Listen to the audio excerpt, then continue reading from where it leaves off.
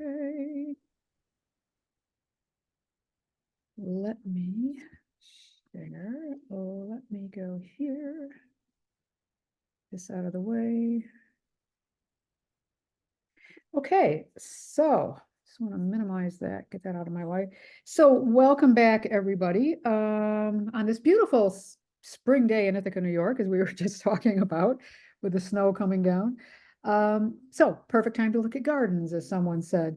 So this week, we're going to finish up with the rest of the royal parks that we started last week. And you're going to hear again some familiar names throughout the discussion today.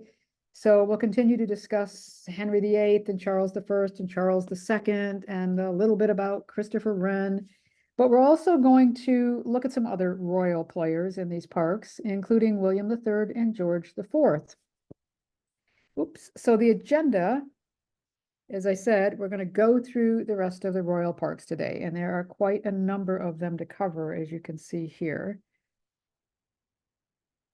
So here's our map again, the one I had last week. And we're going to start with the two largest royal parks. They're both located outside of central London. And as with Greenwich, which we looked at last week, they also have deer populations.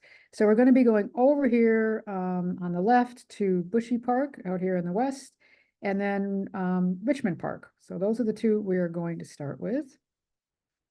So let's start with Bushy.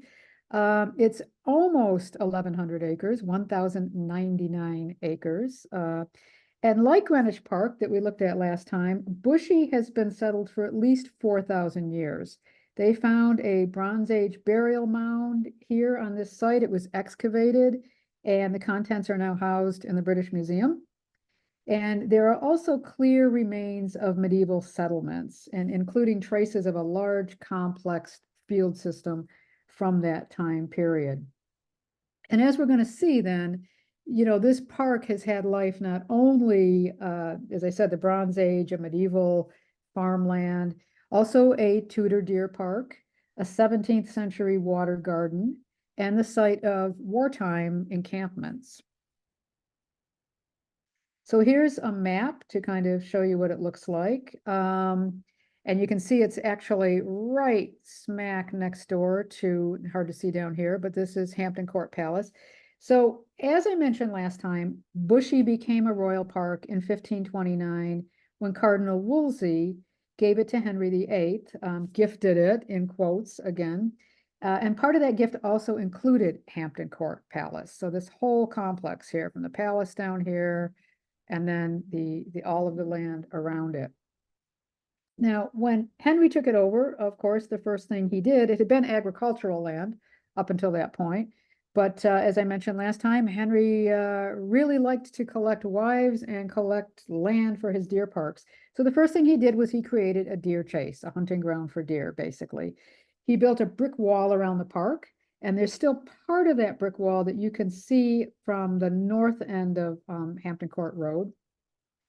And so deer were hunted in the park, and they continued to be hunted in the park throughout the 17th century. But then after that, the character of the park really started to shift. So we get out of the Tudors into the Stuarts. Charles I, he decided that he wanted to create an artificial waterway in the park because Hampton Court Palace, one of the palaces for the royal family, it was always short of water. It was hard to get water there. So he created the Longford River, which is over 12 miles long, 12 miles in length. It was built by hand. It took 9 months between 1638 and 39. And it brought water in from a river in Hertfordshire. And although the canal, they call it a river, but it's really a canal, although it was dug by hand, if you go to the park today, you really couldn't tell that this was a man-made water feature, if you will. It looks like a very natural part of the landscape. And it does support many of the plants and the animals in the park. And speaking of water, it's hard to count them from this map here, but Bushy also has 10 ponds in the park as well. So lots of water. Now, one of the most famous features of the park is Chestnut Avenue that you can see here.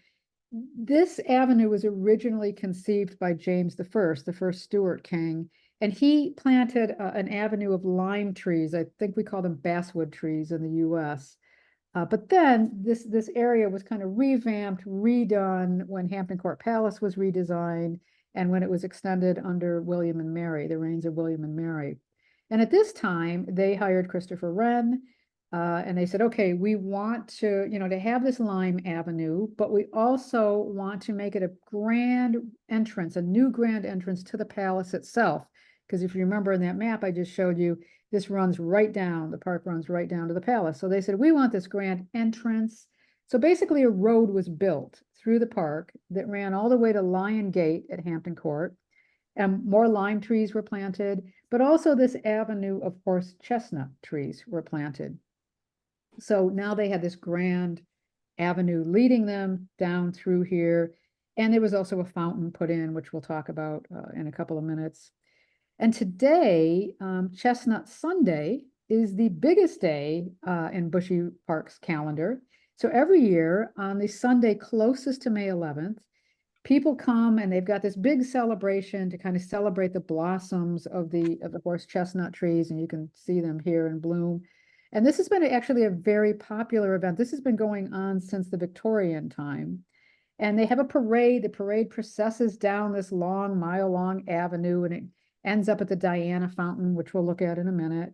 And they also have local stalls, they have fairground rides, they have living history displays, there's music, there's food. So it's just a fun celebration of the blooming of the chestnuts. And here's an old underground advertisement, a map, or not a map, but like an ad, a poster for taking the underground out to Bushy Park to go to Chestnut Sunday. And I love the way the little girl's dress kind of matches the blossoms on the tree. So I mentioned the Diana Fountain. When he was king, Charles I commissioned a statue and a fountain for his wife, Henrietta Maria. And it originally stood in Somerset House in London. That was one of the Queen's residences. But when Charles I lost his head and we had the interregnum period where there was no king and Henrietta Maria was in exile in France, Oliver Cromwell, who was the Lord Protector, he moved the statue from Somerset House to the Privy Garden at Hampton Court Palace. And then in 1713, the statue and fountain moved again, this time to Bushy Park. And at that point, Christopher Wren decided to create this large pond, and he put the statue and the fountain in the middle of it. And it is named after Diana, the Roman goddess of hunting, which seems appropriate since this used to be a deer hunting area. In the 17th and 18th centuries, houses were also added to the park, and these were used as hunting lodges and also homes for the park ranger. So Bushy House that you see here, this was built between 1661 and 1663, and we believe it was designed by William Samwell, who was one of Charles II's court architects. Now, speaking of park rangers in the park, at the end of the 18th century, the Duke of Clarence, who later became King William IV, he moved to Bushy House, into this house, with his mistress. His mistress was the actress Dora Jordan, and they brought up their family of 10 children in this house. They had 10 children together. And William was the park ranger. He used Bushy Park to boost his income. He was responsible for taking down a lot of trees, including some old Tudor oak trees, and he enclosed half of the park for farmland as well. But by the time he became king, he had to put his mistress aside. He had married, and he gave orders that the park should now be free to the public, no admission. People should be able to come in, the public should come in, enjoy the park. After he died, his wife, William's wife, Queen Adelaide, she took up residence in Bushy House, and she served as the park ranger after his death.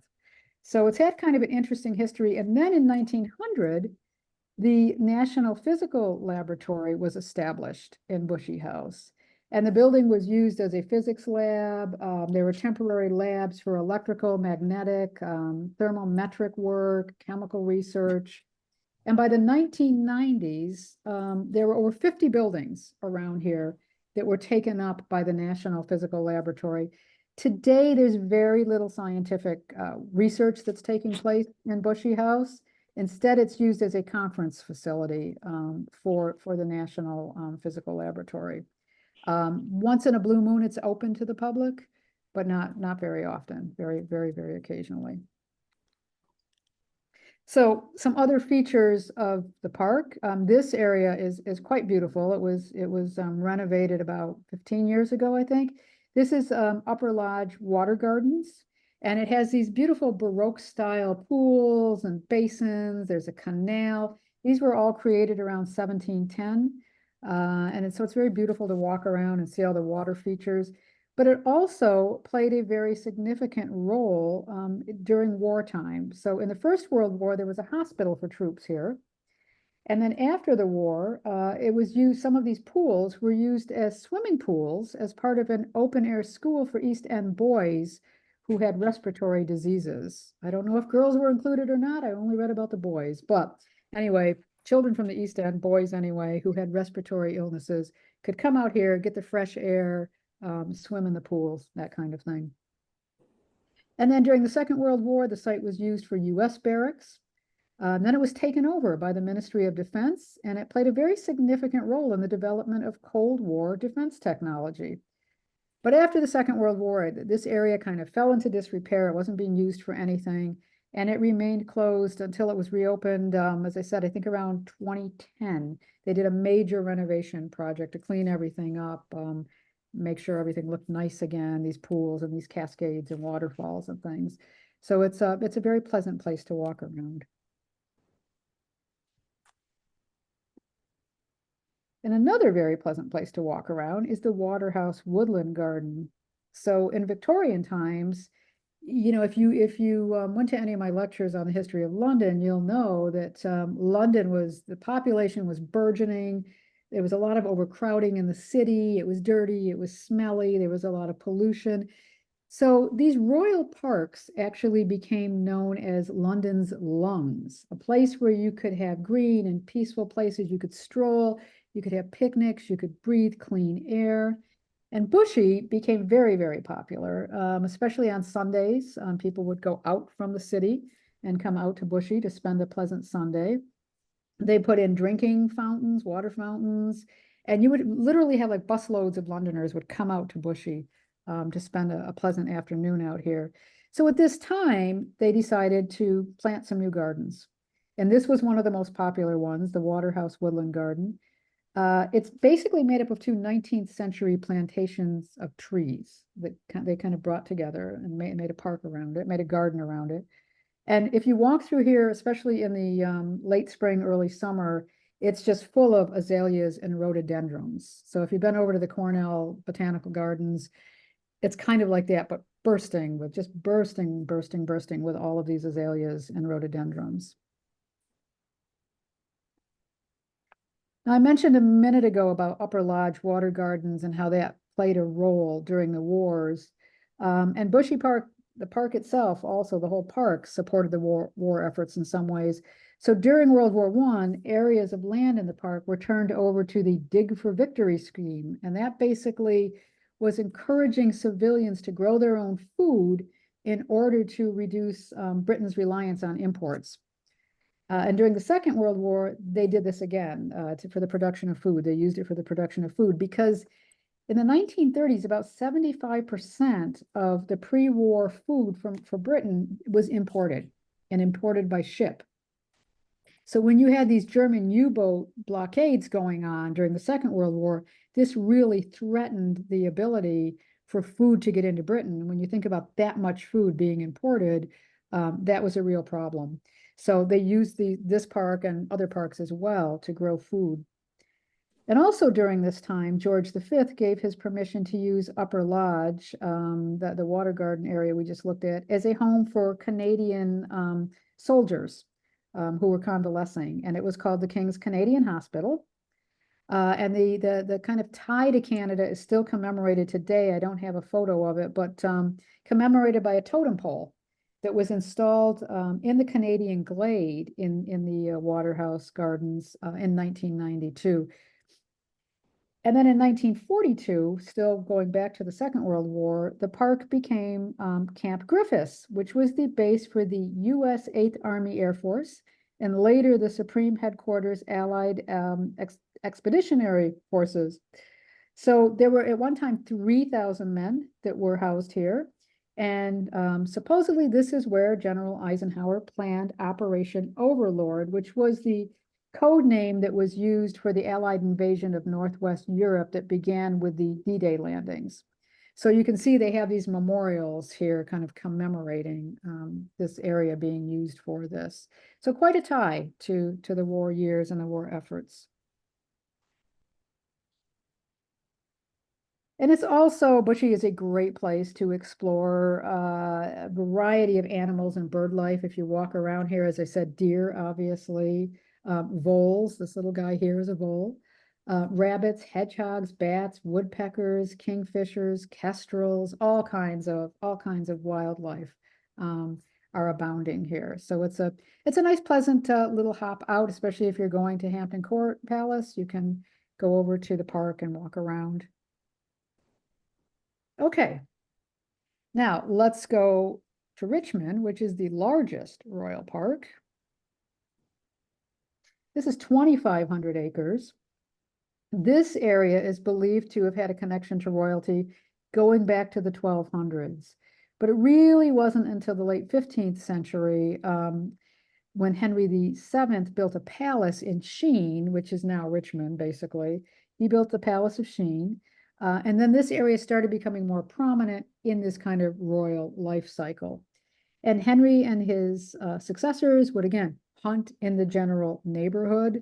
At that time, it wasn't enclosed as a deer park or anything, but they had the palace out there and they would hunt in the neighborhood. So it really wasn't until Charles I came out here in 1625. He came out here to escape the plague, a plague that was going on in London at the time. And he came out, and at this time, this land all around the palace was mostly medieval farms and pasture land. And he took a look around and he said, this is really a great place to go hunting. A little outside of London, but a great place to go hunting near one of my palaces. At that time, the area included a lot of open grassland. Some oak trees were around, and some of them were actually mature, they think, at the time of Charles's reign, and they're still standing today, some of them. And there were also small farms and common land, and this is where local people would come. They had the right to graze their cattle or to collect timber here. But in 1637, Charles said, I'm going to create my own hunting park here. I really like this place. So he brought in about 2,000 deer. And to make sure they didn't stray, he built a brick wall 8 miles long. You can still see that wall today. And from then on, having deer in this area and having it enclosed and having hunting going on, this really began to change the appearance of this area. So you had deer who were like eating the leaves and the barks of these young trees that were growing up. So that kind of stopped this open grassy area turning into woods.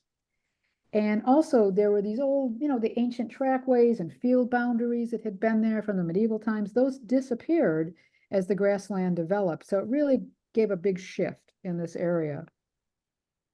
Now, I said, local people were using this land to graze their cattle, to collect timber.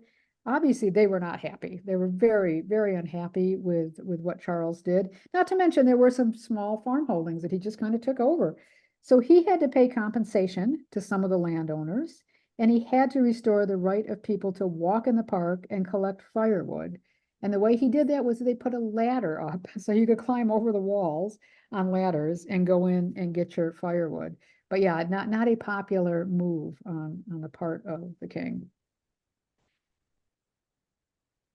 And here you can see a map of Richmond. As I said, it's very, very large. And we're going to look at some of the sites in Richmond Park. So the first one is the Isabella Plantation. And again, as I look out my window and see snow just pelting down outside, it's nice to see this photo. This is, again, a very, very popular area. It's a 40-acre woodland garden. set within a Victorian woodland plantation, planted in the early 1830s. And some of the trees here, oak, chestnut, beech, they date back to the 1830s. The garden itself wasn't actually open to the public until 1953. But you can see it's got a large collection of woodland trees. It's got these beautiful shrubs. And there are interconnecting ponds and streams kind of going through here. You walk through here anytime from early spring on, you'll see skunk cabbage, daffodils, marigolds, bluebells. There are daylilies, hydrangeas, just really beautiful. But this plantation is best known for the National Collection of Wilson azaleas. And Wilson azaleas, this was introduced to the UK from Japan in the early 1920s by a plant collector by the name of Ernest Wilson, hence the name. And it's a huge collection of these azaleas. And then they also have, again, lots of rhododendrons. This is an interesting garden because it's managed organically. So no use of pesticides or herbicides. They use leaf mold. They collect leaf mold and they compost it. And they use it as surface mulch and soil conditioner. And they also use ferns. They use ferns as a peat substitute. So they use that. Can somebody mute their mic, whoever that is? Sounds like someone's got their mic on, if you wouldn't mind muting it. Thank you. So they use ferns as well as a peat substitute. And this is what keeps this plantation looking so lovely without the use of any pesticides or herbicides. Now, within the grounds of the park is this beautiful Georgian mansion. It started life as a one-room cottage for, believe it or not, a mole catcher. And we know that this was sometime prior to 1754. I think they've probably expanded the building since then. I can't imagine a mole catcher living in such a grand surrounding. So it was rebuilt and enlarged over time as time went on. And then in 1847, Queen Victoria granted the lodge to Lord John Russell. He was the prime minister at the time, and he conducted a lot of government business from here. In World War II, it was used for officers' quarters. But today, if you go there, it's this beautiful restaurant, and it has really wonderful views toward the Thames Valley. So you can go in there and eat and get some nice views. And there's a nice garden kind of surrounding it as well. And speaking of views, there is a very steep mound called King Henry's Mound. It is in the gardens of Pembroke Lodge.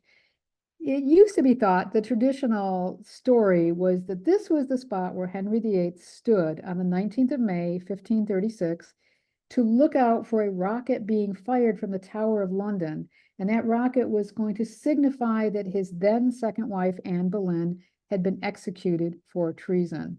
But we know this story isn't true because, as it turns out, Henry was actually in Wiltshire at the time that Anne was executed, already getting engaged to his third wife, who he married very couple of weeks later, basically. So really, this mound, they think now, was probably a prehistoric burial chamber from the Bronze Age. And yet later it was used probably as a viewpoint for hunting and for falconry. But you can climb up it, and you get some beautiful panoramic views of the Thames Valley. And if the weather is good and clear, you can see St. Paul's Cathedral 12 miles away. And a little fuzzy, but there you go. There's St. Paul's in the distance. So it's a nice view.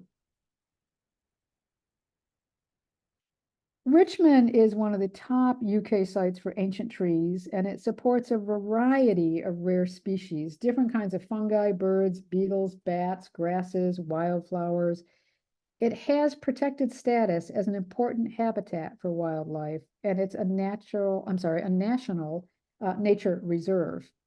It's also London's largest site of specific scientific interest, and it's a European special area of conservation. So people come here and study it. It's a very important place, aside from just being a pleasant place for the public to come and walk around. Again, lots of wild spaces to go through, shaded plantations, beautiful floral displays, and of course, although this photo is actually from Bushy, deer. And the deer here, you really do have to be seriously cautious about. They have a lot of deer And again, during rutting season, other mating season, you can get seriously hurt if you get too close to them. And unfortunately, there are sometimes tourists from other countries who just don't appreciate that this is a problem and they get a little too close. And I will tell you, having been up close and personal, they're a lot bigger than, as I said last week, than the deer around here. They're a different beast altogether. Okay, let's go back into central London now, and we are going to go over here to the Regent's Park. Now, this one, originally the land on which the Regent's Park is located, this was originally owned by Barking Abbey until Henry VIII seized it in 1538 during the dissolution of the monasteries, which again I talked about in the History of London lectures. And what did he do? Well, of course, he turned it into yet another deer park, as he does. And he built a ditch and some enforcements around it to keep the deer in and to keep the poachers out. And then between 1649 and 1660, during that interregnum period when there was no king, Oliver Cromwell, again, the Lord Protector at that time, he chopped down many of the trees. And he did this to pay debts for the English Civil Wars. Now, after Cromwell died, after the restoration of the monarchy, Charles II came in. The park was given back to the crown. But by then, hunting had really gone out of style. And for the next 150 years, this land was actually just leased to tenant farmers. It wasn't really used by the crown at all. They just collected rents from it. But we move into about the early 19th century, around 1811, the crown said, there's a financial opportunity here. Because again, London was spreading out, it was growing. And they said, we can make more money by building in this park rather than renting it out to farmers. And at the same time, the new Prince Regent, later George IV, he wanted to make his mark on the park as well. So he said, I want to build a summer palace in this area. I want to set in exclusive grounds. So the lease on the park was not renewed, and architects were invited in to produce designs for this area. Tell me how you're going to redo this. He said, I want my summer palace. I want beautiful grounds. And what came to pass was the architect John Nash, you might recall that name if you came to the History of London lectures. He worked on Buckingham Palace. So he produced a scheme that really appealed to the prince. The area was renamed the Regent's Park at that time. And he designed, you can see the map here of Regent's Park today. He designed it kind of as this big, huge circle with a lake and a canal. And he said, okay, we're going to put this new royal residence inside. And we're going to link it to your other home, the Prince Regent's home at St. James's Palace. And he said, we're going to do this with a grand processional road. To pay for all of this, Nash planned 56 villas within the park and a series of grand Regency terraces around the park. Now, the plan was never fully implemented because the Prince Regent had a short attention span, and he soon got more interested in improving Buckingham Palace. And as I said, Nash was working on that. So he turned his attention to that, and he also wanted to do some redesign work on St. James's Park. So in the end, the idea of a summer palace was dropped. Only 8 villas were built in the park. The canal was moved to the northern boundary of the park. But nonetheless, many elements of Nash's scheme survived. That processional route I was talking about to St. James Palace, that was built. That's now known as Regent Street, one of the fine shopping streets in London. And in the park, the villas that were there, they were surrounded by trees, so the residents living there would feel like they were living on a private estate, basically. And the terraces around it, which are quite lovely, look out over what at that time would appear to be a country park, more or less. Now, at first, the only people who were allowed in the park were residents of the villas and the people who lived in the terraces, and also what they called the carriage set. These were people who would take part in weekly carriage rides through the park to see the fashions, see the fashionable people, and also to be seen. So they would ride through the park. In 1835, the east end of the park was open to the public, and then eventually the whole thing was opened up. People could visit the whole park and Primrose Hill up here beyond.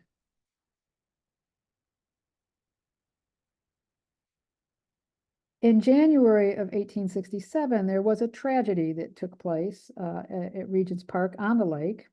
500 people fell into 12 feet of water while ice skating on the lake. And bystanders, they tore off branches off trees. They had these little boats. They tried to go out into the lake and try to save people. Many of the skaters were able to hold on to broken pieces of ice, or they're able to stay afloat one way or another. I mean, you can imagine like the water was frigidly cold, but many were pulled to safety, but a total of 40 people died. Again, very, very cold water. And of course, they were wearing very heavy clothing. It was winter. They had skates on. So all of that just pulled them down into the water. The real tragedy about this is there had been a break in the ice on the previous day. At that time, 21 people had fallen into the ice, but they were all rescued.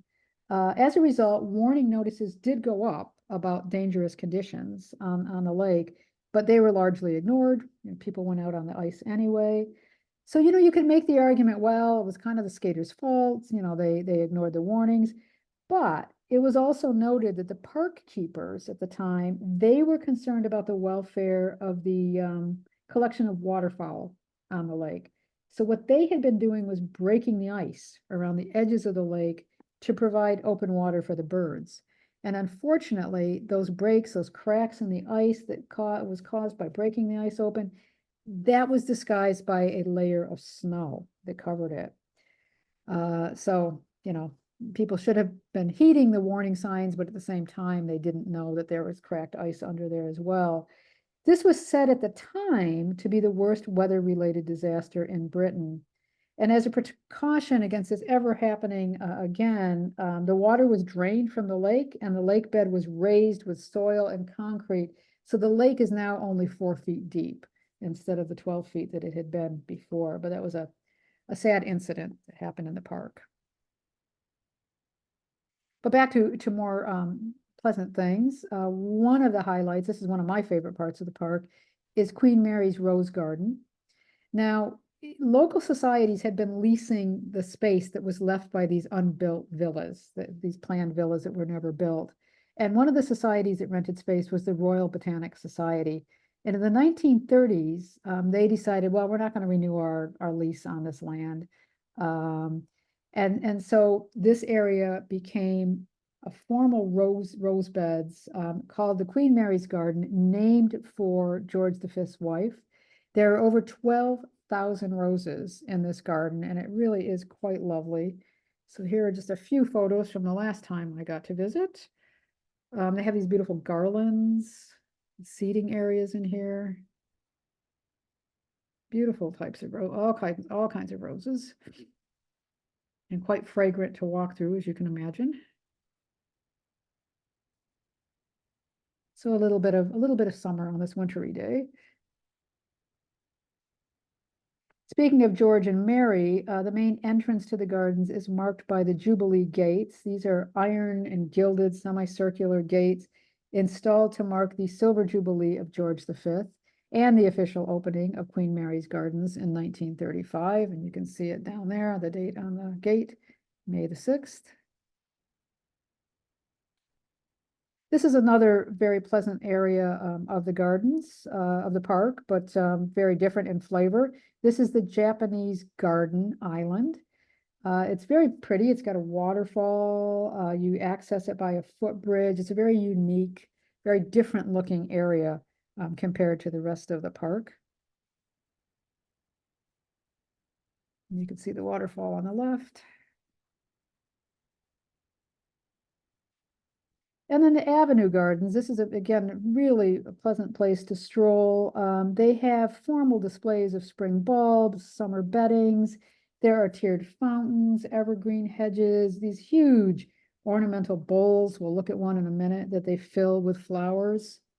And as you can see, people just like to come here and sit on the grass or on the benches, read, have a picnic, stroll. Beautiful fountains kind of scattered throughout. Unfortunately, the last time I was there, they were in between plantings, so the beds didn't have anything in them. But again, you can see lots of people just enjoying enjoying the day. And this is one of those bowls I was talking about. This is in the center of the Avenue Gardens. It's this large circular stone bowl. It's supported by four winged stone lions. And this is known as the Griffin or Lion Tazza, also called the Lion Vase. It was installed in 1863, but it's quite lovely. Now, a couple of other places in the park to mention, not related to horticulture. This open air theater, this was established in 1932. It's the Regent's Park Open Air Theater. It's one of the largest theaters in London. It has 1,240 seats, I believe. It's also the oldest professional permanent outdoor theater in Britain. Very popular place to come see theater. Many famous actors over the years have graced the stage, including Vivian Leigh and Judi Dench, among others. So it's a very popular place to come see a play. And then the London Zoo. So again, if you came to the History of London lectures, you might recall that there was a royal menagerie in the Tower of London, and that dated back to 1200. And in 1826, the constable of the tower at the time, the Duke of Wellington, he sent 150 animals. They started closing down this menagerie, and he sent 150 animals to a new home in the Regent's Park. And that laid the foundation for what became the London Zoo. The zoo opened in 1828. It is the world's oldest scientific zoo, and it's managed by the Zoological Society of London. Now, originally, it was established just for scientific study, but it opened to the public in 1847. It's housed many animals that went on to become celebrities over the years, but none more so than this little girl, Winnipeg, or Winnie, a female black bear. She lived at the London Zoo from 1915 until her death in 1934. And how did Winnie end up at the London Zoo? Well, at the start of World War I, in August of 1914, the gentleman you see in this picture here, he was a cavalry veterinarian. His name was Lieutenant Harry Colburn, and he was en route to report to the Canadian Army Veterinarian Corps. And while he was en route, he was at a train stop in White River, Ontario, and somebody was selling this little bear cub for $20, and he bought it. And he named her Winnipeg, or Winnie for short, after his hometown of Winnipeg, Manitoba. And she accompanied him all the way to England. She became the mascot for the Canadian Army Vet Corps. But then he had to be shipped off to France. Colburn had to be shipped off to France. So he said, okay, I'm going to leave Winnie temporarily at the London Zoo. Eventually, he planned on taking her back to Canada. She was going to be in a zoo in Winnipeg. He did survive the war. He was lucky. But after the war, when he came back from France, he said, I think I'm going to let Winnie remain at where she is at the London Zoo. She's really happy here. She was beloved by all the visitors. She was said to be very gentle, very playful. And among her fans was A.A. Mills' son. And consequently, he had a bear. You might know this story. He had a bear named Edward Bear, and he changed his bear's name to Winnie the Pooh. And that provided the inspiration for the stories about Winnie the Pooh. So Winnie made her claim to fame here and was a much loved piece of the London Zoo. And here's a lovely statue that kind of commemorates Lieutenant Colborne and his little bear cub, Winnie. Oops, well, before we get to Primrose Hill, I should also say, today, the London Zoo houses a collection of about 755 species of animals. It's one of the largest collections in the UK.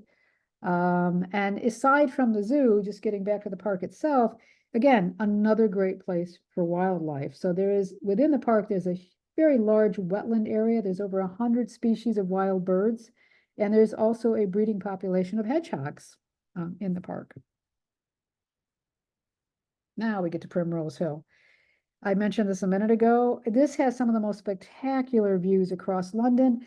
This is an old photograph because, boy, I can tell you the London skyline looks a lot different than this now. It's much more built up than it was in this photo even.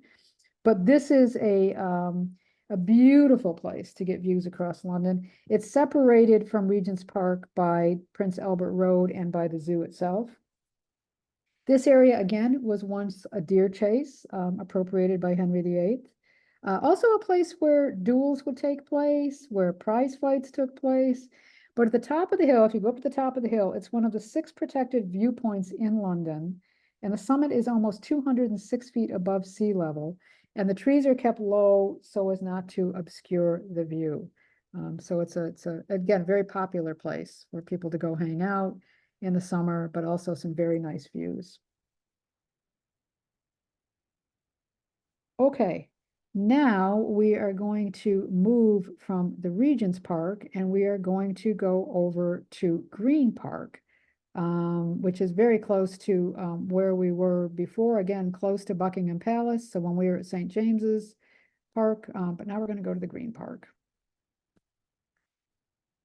So this is only 40 acres. It is adjacent to Buckingham Palace, the smallest of the royal parks, but along with St. James's Park, it's also one of the busiest because it's right, right there at the heart, right near Buckingham Palace.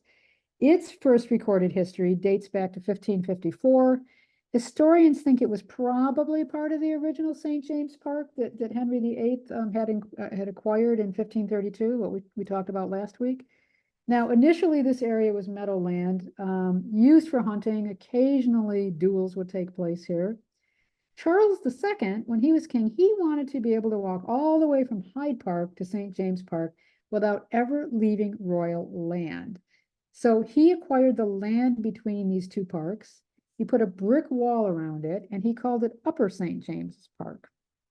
He loved this park. He used to entertain his visitors here. He actually built one of the first ice houses in Britain here, so he could give his guests cold drinks in the summertime. And this is also where he went for his daily walks or his constitutionals. And this explains how Constitution Hill, right nearby, got its name. Now, in 1746, Upper St. James was officially renamed the Green Park.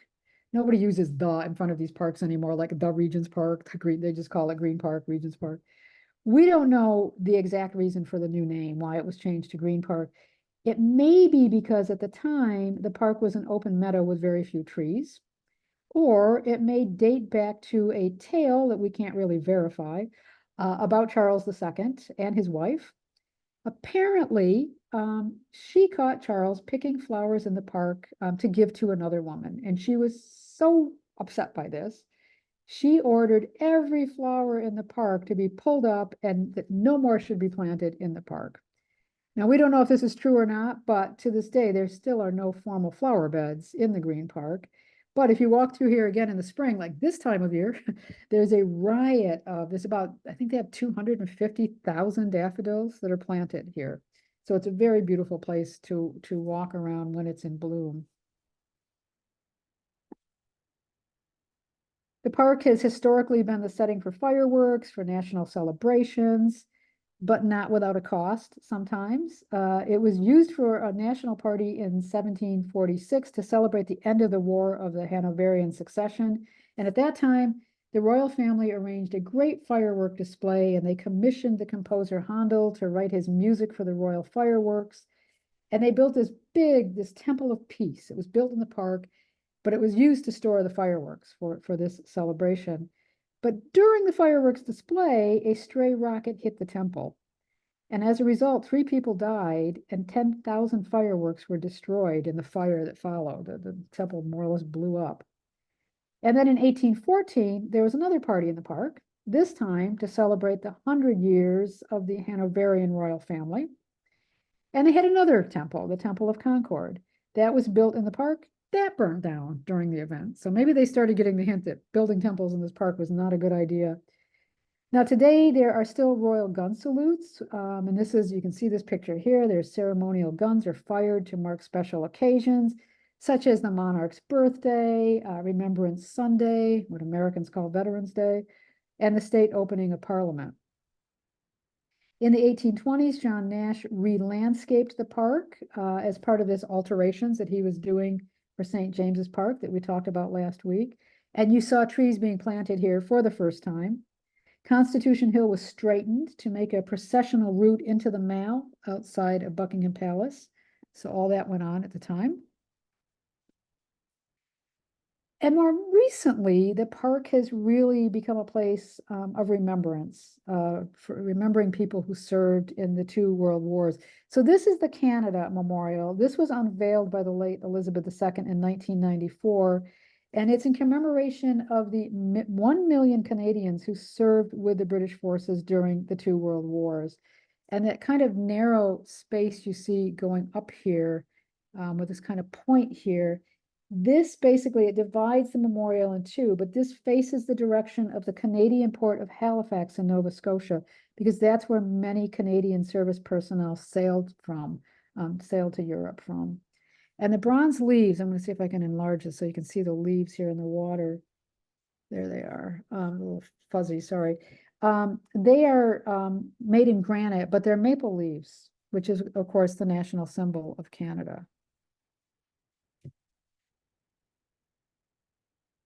Some other memorials, this one, the Memorial Gates, was unveiled by the late Queen in 2002.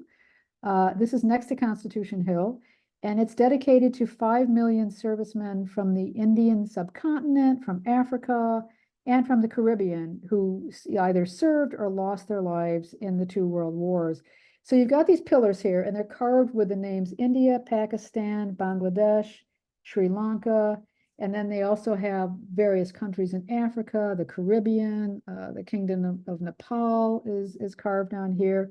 And they are topped by bronze urns and gas flames, and those flames are lit on special occasions, such as Remembrance Sunday or Armistice Day. Commonwealth Day is another day that they're lit. And the names of the holders of the Victoria and George crosses are engraved inside this little domed pavilion that you see here, over here on the right. There are 2 stone benches in that pavilion. You can just about make out 2 people sitting here on one of the benches. The major campaigns of the war are listed on those 2 stone benches.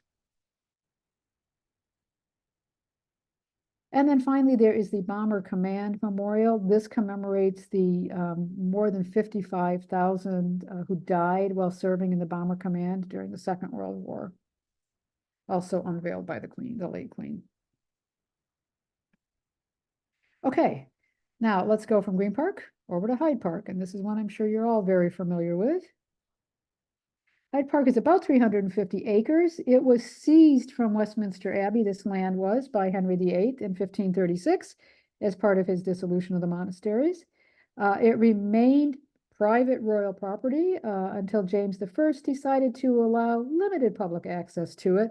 And then in 1637, Charles I decided to allow full public access to the park.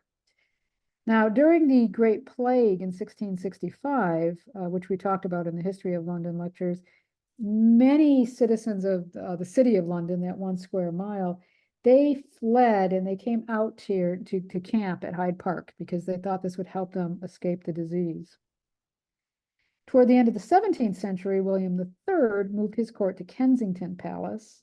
And at that time, you know, I mentioned this too, I think in the History of London class. He had asthma, and London was dirty and polluted, and at that time Kensington was kind of out in the country. So he moved the court out there, but the government was still at Westminster, right? So there was a road between Kensington Palace and Westminster. It was very busy. It was very treacherous. Highwaymen were robbing travelers after dark all the time. And so, you know, William III's courtiers, they had to kind of run the gauntlet going between the palace, back and forth between the palace and Westminster, where the government was.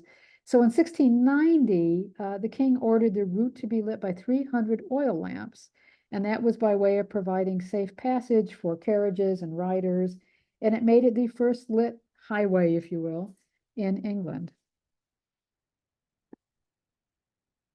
And the road became known as the Road of the King, or Route du Roi in French, and then it became corrupted to, we believe that's where Rotten Row, how that name became known. At the beginning of the 18th century, it was a very fashionable and popular meeting place for London's upper classes, especially around lunchtime and on summer evenings. So you would come out here again to parade around in your finery, to see everybody in their finery. And this picture is from 1876, and you can see just how crowded this road is. I mean, it's absolutely packed with horses and carriages and people just strolling around. During the next 150 years, it became even more popular, not only for aristocracy, but the general public. So basically, you'd have all these people coming. They would line up on the railings at Rotten Row just to watch the riders and the carriages go by. So it was a great place to meet up with your friends, your family. They had food sellers out here, they had entertainers, and of course, pickpockets all over the place, taking advantage of everybody here. Now I want to play this little clip if I can. I'm not going to play the whole thing, but this just shows you Hyde Park in 1933. There's no sound to this, but there's a little buzz to it, but that's all. But I love this. You see the little kids running around hand in hand. Popular place to go riding. So lots of people on horseback.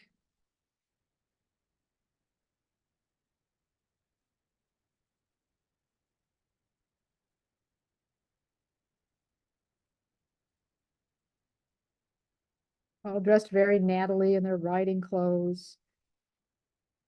It's just a totally different era from today, obviously, although they still ride. They still ride in Hyde Park.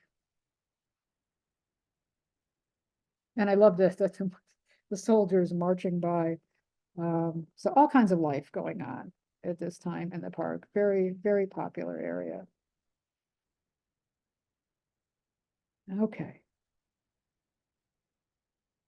So as I said, there's still a designated public bridle path here. It's much quieter now, obviously, than it was back then. But horses can still be seen every day, and there are two special horse riding arenas in the park as well. Now, again, when I talked about the history of London, I talked about the Great Exhibition in 1851 during Queen Victoria's reign. It's a picture of the Crystal Palace again, so that was held here. So the park has been used for national celebrations for a long time. In 1814, it hosted fireworks to mark the end of the Napoleonic Wars. In 1977, a Silver Jubilee exhibition was held in honor of Elizabeth II's 25 years on the throne. And in the 1920s and 30s, it was used for sheep grazing. The park decided this would be a great, not inexpensive way to get their grass cut. So a Scottish shepherd grazed his sheep in Hyde Park. His name was George Donald. He traveled down each year from Aberdeen together with his dog and his flock of sheep. You can see the dog in the water here and the sheep along the Serpentine. We'll talk about the Serpentine a little bit, but you can see the sheep all over the park here. This caused a little bit of ruckus in the Houses of Parliament. There was a debate in the House of Commons about this because a question was raised as to, well, why Scottish sheep? Surely English sheep were perfectly fine to be grazing in this park. I don't know what the outcome of that debate was, but obviously he got to continue bringing his sheep down from Scotland. And again, here, this time a map of Hyde Park. And we're going to talk about the Serpentine next. So Queen Caroline, who was the wife of George II, she did a lot of extensive renovations on this park. And in the 1730s, she had the Serpentine, which was a lake of 28 acres created, along with something called the Long Water. Now, the Serpentine is great because it attracts a large number of wildfowl into the park. There's black swans, there's Egyptian geese, lots of insects also, so it makes it a perfect feeding ground for bats. And you can see this kind of commemorates the fact that she had this Serpentine built. It has a fleet of rowing and pedal boats, which you can rent. In the warm water, it's used for swimming, but only by members of the Serpentine Swimming Club. That's the oldest swimming club in Britain. You have to be a member. And you can swim every day between 6 a.m. and 9:30 a.m. And it's also very famous for a race on Christmas Day, the Peter Pan Cup. So every Christmas Day, London's hardiest swimmers take a dip in Hyde in this park, in Hyde Park Serpentine Lake. It's a competition for the Peter Pan Cup. This tradition goes all the way back to 1864. It was named by the author J.M. Barrie, and he donated the prize in 1904. That was the same year, actually, that Peter Pan was first performed on the London stage. And basically what you see, you've got to be a member of the Serpentine Swimming Club to take part in this. But they show up, they jump in the water at the south end of the lake. If you make it, I guess, to the other side, I've never seen it in person, but you win the prize. So you can see them here all getting ready to jump in and looking a little cold on the right-hand side after they've jumped in. So that's a fun little, and you can come watch it. You can't take part, obviously, if you're not part of the swimming club, but you can come watch it, and people do come out and watch it. Another thing in the park I wanted to point out was this mosaic, the Reformers tree. This was an oak tree that became the focus of protests in 1866 by the Reform League. And the Reform League was a group campaigning to give all adult men the right to vote. And during one protest, the Reformers tree was set alight, and the charred stump of the tree became a notice board. So it's basically a rallying point for meetings in this area and sort of a symbol for the right of people to assemble. So today they have created this black and white floor mosaic to commemorate where the tree had stood. And then Speaker's Corner, which I'm sure a lot of you have heard of. In 1872, an act of parliament allowed public speaking in the northeast corner of Hyde Park. People could come and they could talk about anything as long as they didn't use indecent or obscene language. It became famous all over the world as Speaker's Corner. And to this day, if you stroll around there on a Sunday morning, you'll still find people standing up and kind of expounding on a variety of subjects and getting attention. Another part of the park I wanted to point out was this gate from 1993. This is, as you can see, a rather ornate gate. It was installed to commemorate the 90th birthday of Elizabeth, the Queen Mother, so Queen Elizabeth II's mother. It was designed by David Wynne, and it unites two national symbols, the Lion of England and the Unicorn of Scotland. That's because the Queen Mother was born in Scotland.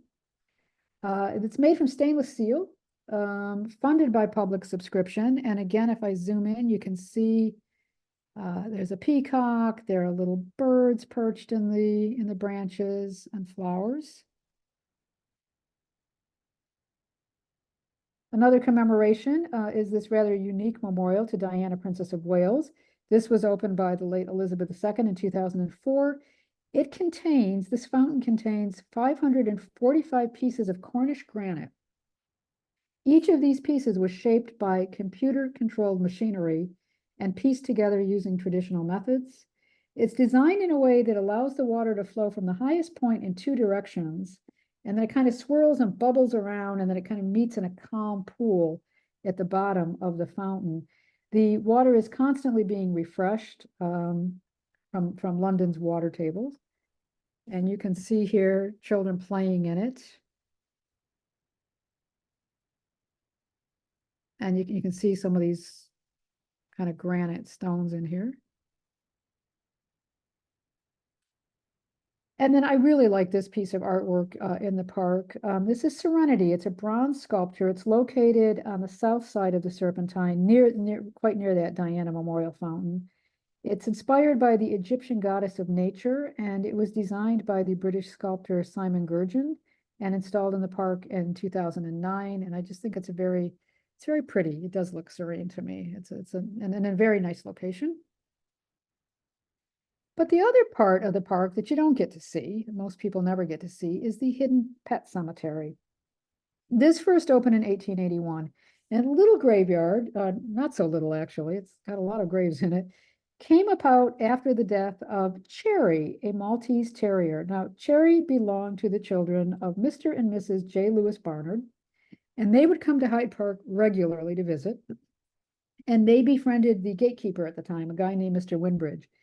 And when Cherry died, they asked Mr. Winbridge if they could bury her in Victoria Lodge's back garden. So there's a little lodge in the park that the gatekeeper had called Victoria Lodge. And they said, can we bury Cherry here? She loved it here. And they said, yeah, sure. You know, he said, sure, you can bury Cherry here. So permission was granted, and there was a tiny little tombstone still standing there saying, poor Cherry died April 28th, 1881. And then Cherry was followed by Prince, a Yorkshire Terrier that was owned by the Duke of Cambridge. And after that, this area became a place for wealthy Londoners to bury their beloved pets. Now, the cemetery closed down in 1903, but by that time it had 300 graves in it. And you can see some of these pictures here. It's not open to the public. There are occasional tours if you're lucky, but you can also peek through the railings if you're on Bayswater Road, kind of behind where the Victoria Lodge is. You can kind of peek through the railings and see the tombstones from there. But very interesting little part of the park that most people don't know about.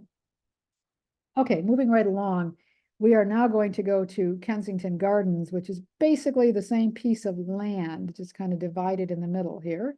So right up there. So this is about 265 acres. For over 100 years, the gardens were part of Hyde Park, part of Henry's deer chase.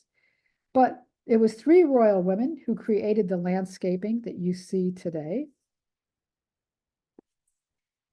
So in 1689, the joint rulers, King William III and Mary II, they bought Nottingham House on the western edge of Hyde Park, and they renamed it Kensington Palace.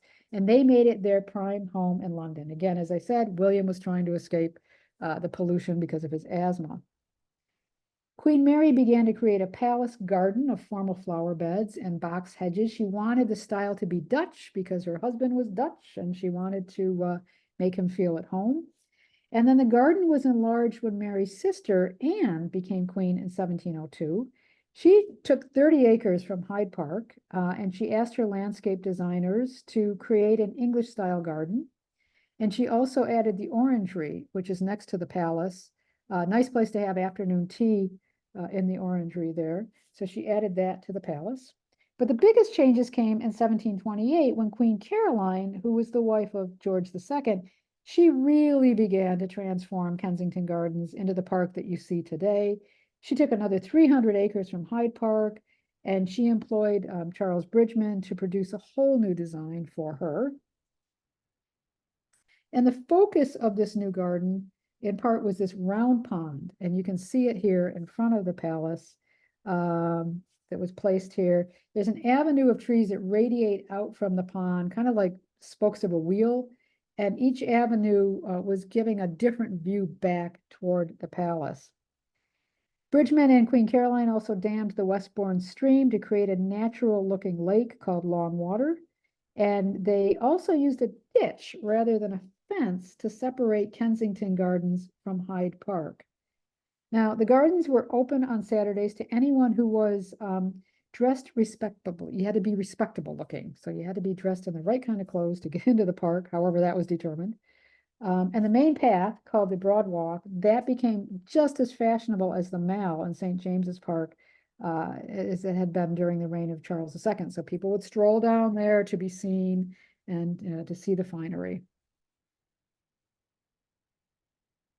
And now today, you can see here, so this is Kensington on one side, Hyde Park on the other side. And you can see that that ditch that was dug has now been replaced by West Carriage Drive through there.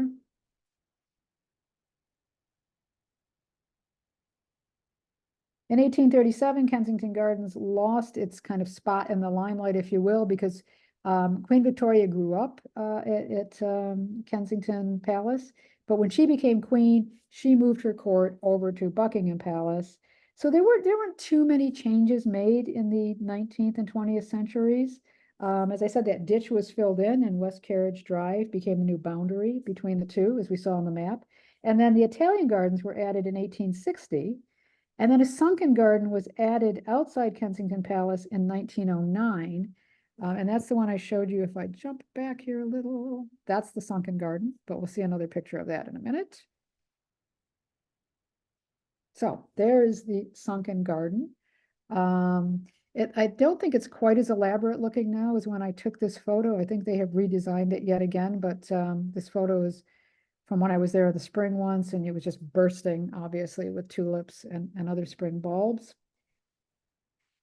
In 2021, the Diana Memorial was unveiled here. Diana lived at Kensington Palace. It was said to, this garden, this sunken garden, was said to have been one of her favorite gardens at the palace. I am not going to make any artistic or editorial comments on this statue. It caused a lot of comment. Let's put it that way. And actually, there's a third little boy. Here's Diana with two children, two children, and in the background you can't even see him, but there you can see his hand pointing out here and his little legs. There's a third child, kind of in back of this girl here. And the Albert Memorial. This was for Queen Victoria's husband. Again, we talked about this in the History of London lectures, and you can go back and find those on YouTube because I went into more detail there. So that's in the park. There's also a statue for John Hanning Speke, who was the explorer who discovered the Nile, for Edward Jenner, who developed a vaccine for smallpox. And as we'll see in a minute, there's even a Peter Pan statue. And in 2000, another memorial to Diana, a playground opened. So there are a couple of pictures from the Albert Memorial, quite elaborate. And again, flora and fauna in both of these, in both Kensington Gardens and Hyde Park. Lots of old horse chestnut trees, lime trees, open grassland, along with more formal areas. Kensington Gardens has an allotment where fruits and vegetables are grown. They even have chickens there. Now, not surprising, given the proximity, Kensington and Hyde Park share many of the same birds and waterfowl as well, including Egyptian geese, herons, mute swans. But the most exotic birds in the park are the ringed-necked parakeets. Now, there have been many theories about how these parakeets came to arrive in London. They were sighted as early as 1893, but it really wasn't until the late 20th century that their colonies grew to the kind of sizes we see today.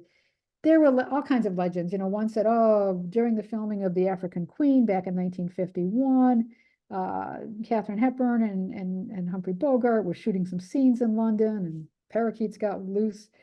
There was another rumor that Jimi Hendrix, the rock star at the time, he released a pair of breeding parakeets named Adam and Eve when he lived in London in 1968. But really, you know, parakeets have been popular pets for hundreds of years. No one's quite sure how they got here, how they arrived in London. They're all over the place now. I mean, they're all over all of the parks. They nest in old tree cavities, abandoned woodpecker holes. They'll eat just about anything that you put in front of them. If you want to get a good picture, like I did this day, although I can't take credit for the fact that I ran into this woman who had an apple in her hand, but she did allow me to get a picture. They love apples. So if you take an apple into the park, they will sit right, as you can see, this one's sitting right on her wrist, happily eating the apple. They don't have trouble with the climate. Their range extends from the foothills of the Himalayas. And the English winters aren't that harsh, so they have a good time here. There are tens of thousands of these birds throughout London's parks. I'm just going to very quickly, we talked about Kensington Palace and the history of London lectures. Again, this is the place that was purchased originally. It was called Nottingham House, purchased by William and Mary, and then vastly renovated and redone for them to live here. But you can go there, obviously, when you're in Kensington Gardens. And as I said, Queen Victoria moved her court over to Buckingham Palace. Diana, Princess of Wales, had an apartment in this palace. It's still one of the official residences of the current Prince and Princess of Wales, William and Catherine, although they spend most of their time out in Windsor these days. And other minor royals have lived here as well. And you can tour. You can go in and tour. I mentioned the Peter Pan sculpture. This can be found at the west end of the Long Water. This is the spot where Peter lands his bird nest boat in the Little White Bird. The statue was a gift from J.M. Barrie. He commissioned it. He commissioned Sir George Frampton to build and erect the statue in 1912. Barrie lived right across the road from Kensington Gardens, and he took inspiration for his story from a family of 5 young boys who he met by chance in the garden. So that's why the statue is here. There's little animals climbing all over it, and Peter blowing a little trumpet. The Serpentine Galleries. This is a world famous contemporary art center. There's 2 galleries here at opposite ends of Kensington Gardens Serpentine Park. The original one was established in 1970 in a former tea pavilion, and the new one, the Sackler Gallery, opened in 2013. They have permanent galleries, but they also have this, they're very famous for this temporary summer pavilion that they have every year. They've been doing this since 2000. They commission some of the most prominent international architects to come in and build a new pavilion every year for this purpose. The pavilions last for about 3 months, right in the heart of Kensington Gardens. Social space where people gather, they interact with contemporary art, music, dance. And there's one year, this was from 2008, the pavilion that was built that year. So very elaborate structures, temporary structures. Okay, we're going to go very quickly to our last little tiny, not really a royal park, but it falls under the purview. As I said last week, it's overseen by the royal parks. This is the Victoria Tower Gardens. This is just a small little pocket garden of green space. It's right in the heart of Westminster. It's between the Houses of Parliament and the Thames. Also right near Millbank, Lambeth Bridge, if you know that area at all. It was created in the 1870s by Joseph Bazalgette. Now, you might remember that name if you came to the History of London lectures, because Bazalgette is the one that created the new sewage system, if you will, for London to clean up the river. So this was part of that project, the Metropolitan Board of Works project, to create this modern sewage system. This little park is best known for the number of memorials it has, celebrating freedom, and including things like the Buxton Memorial, which we'll look at, that marked the abolition of slavery. French sculptor Auguste Rodin, his Burghers of Calais are in this park. And there's also a statue to a famous suffragette. So here is the park, just a little tiny space right next to the river. And here's an overhead view, an aerial view. So let's look at a couple of these memorials. This is the Buxton Memorial Fountain. As I said, this celebrates the abolition of slavery, and it commemorates the works of the MP Thomas Fowell Buxton.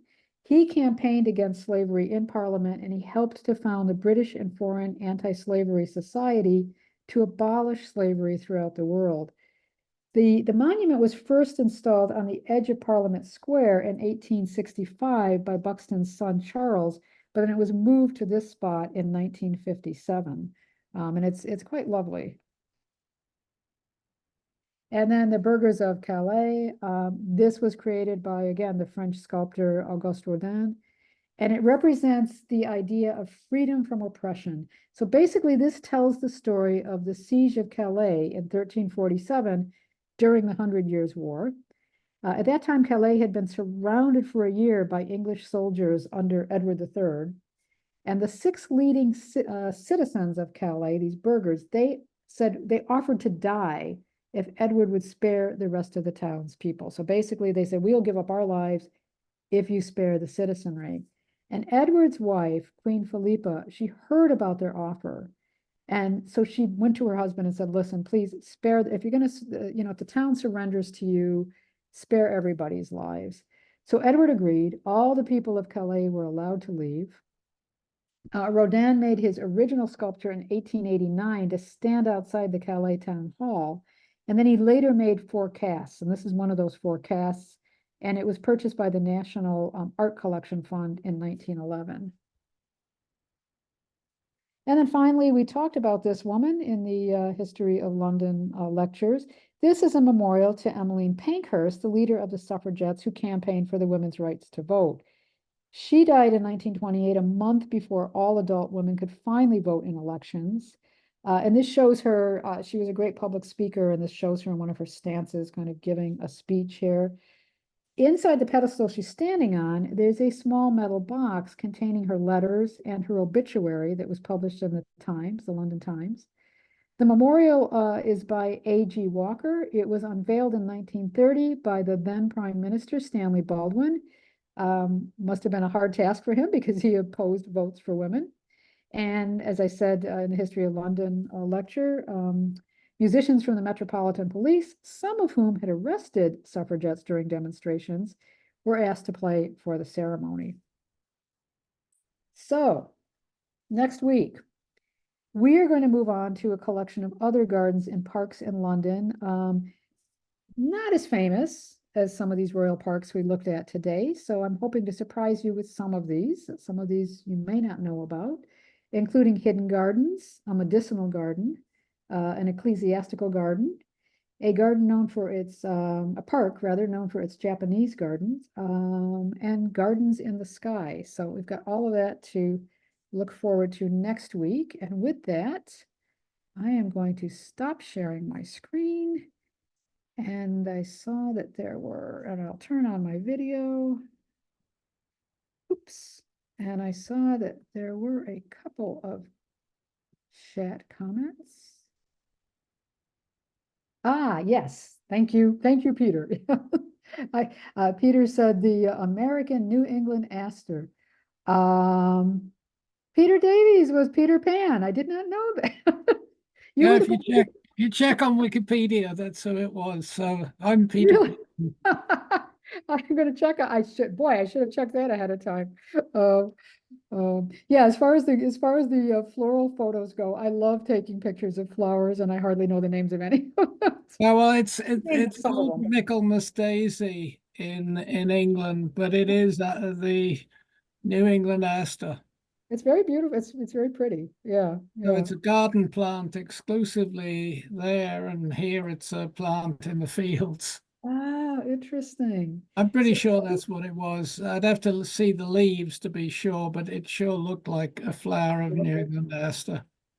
yeah, yeah, I'm sure you're right. I'm sure you're right. Like I said, I see the beauty and I take the photo and I'm like, I don't know what it is. Sometimes I do look them up so I can label them when I'm, putting together my collections. But yeah, I just, lots of beautiful flowers. But Uh, this week, from the name, you have my American sister-in-law, Judith, oh, dialing in from England. If it's her, but it may be my brother, but she is originally from New Jersey. oh, really? Okay, well, welcome. If it Judith, is that Judith? Is Yeah, that who? Judith. I don't know Yeah. if she wants to turn on her video. Um, well, welcome, Judith. Um, so other questions or comments, or that was kind of a whirlwind through the rest of, yeah. I Did was you have, wondering, I actually haven't been in London besides at the airport, um, but I've heard the idea that London and I think many UK cities have green belts around them. yes. And I was wondering how that fit into maybe perhaps the parks we've already talked about, or perhaps the ones you're about to talk about in coming weeks. Not really. There is a green belt. I think I mentioned it last week that does go around the area that's like a protected area that they cannot grow in. But that's out in Greater London. That's a little bit further afield. So we are going to go to Hampstead Heath, which again is a protected area. It's not part of the green belt, but it's a protected area. And as I said, Richmond Park has special significance. All of the royal parks are more or less protected in some ways, but yeah, the green belt's kind of a wide area around. If you've ever been to, Ontario has a green belt in kind of southwestern Ontario, like Toronto, near the Niagara region.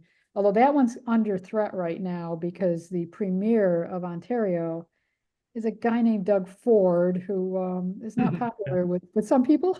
And he keeps making noises about great land to build on, great land to develop on, so that one has been kind of under threat there. But it's the same kind of idea, just sort of this belt of greenery around, so you can't, expand too far Yeah. out. Obviously, London has expanded a lot.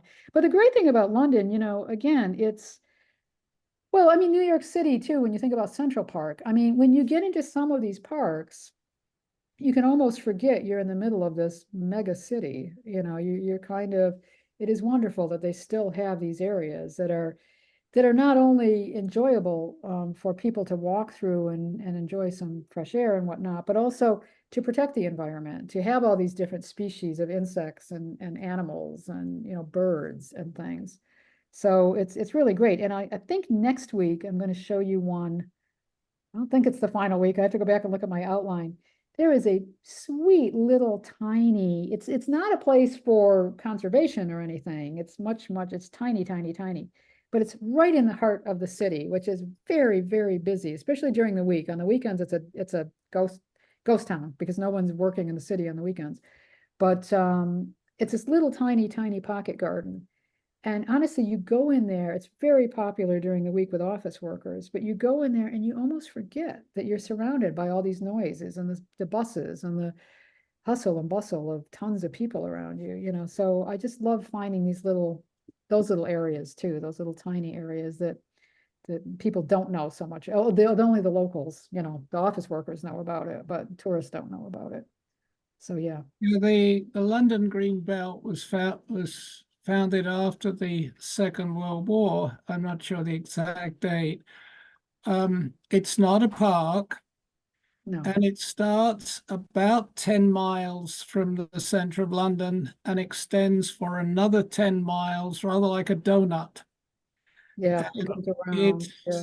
It's agricultural, and there are houses there, but the whole idea was to prevent the suburbs from just going out and out and out.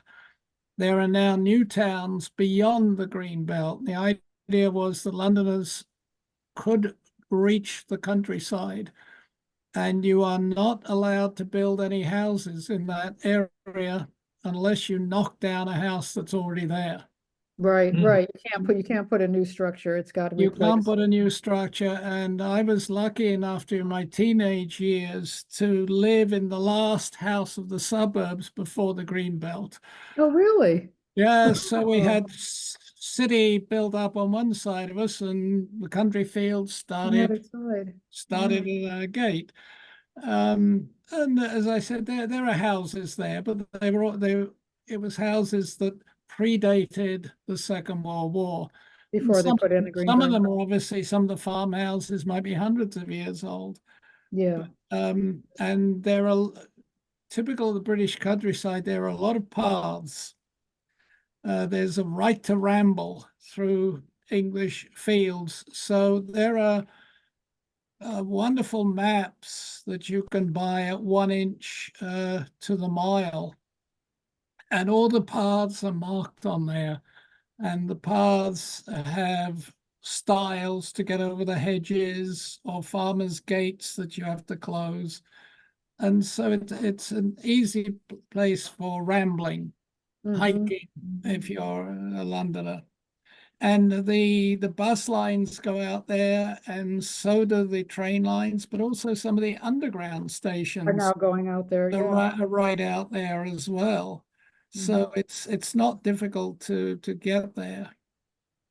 Yeah, it's nice to be able to escape the city. And, I think back to when we were talking in the history of London classes, and I was talking about medieval London, how you were never more than a few minutes walk away from countryside.